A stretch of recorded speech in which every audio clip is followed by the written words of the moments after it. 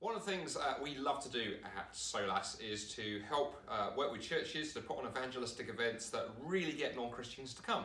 And we found by far one of the best ways of doing that is to take the event, to take the evangelism out of the church and into places where people go, places like coffee shops, pubs and restaurants. And a few days ago I had a wonderful opportunity to help Maxwell Mearns church down in the edge of Glasgow do an event just like that. The church rented the downstairs floor of the local Indian restaurant, and people invited their friends to an event titled Curry and Conversation, and it was hugely exciting actually. We had about 75 people come, almost a 50-50 Christian non-Christian ratio. Christians found it incredibly easy to say to their friends, hey, would you like to come out for a curry?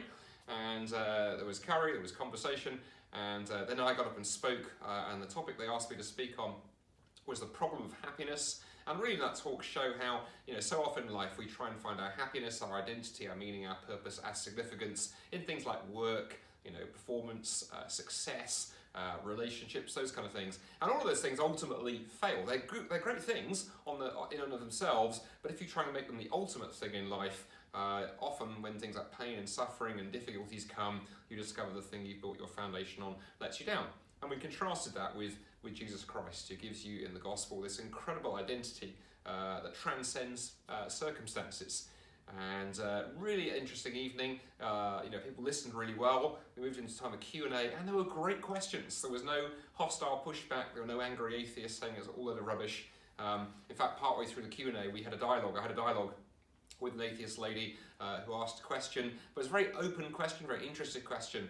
And the feedback we heard afterwards was that the event just created incredible opportunities then for Christians on the way home the next day, and to say to their friends, colleagues, neighbours, hey, what did you think of last night?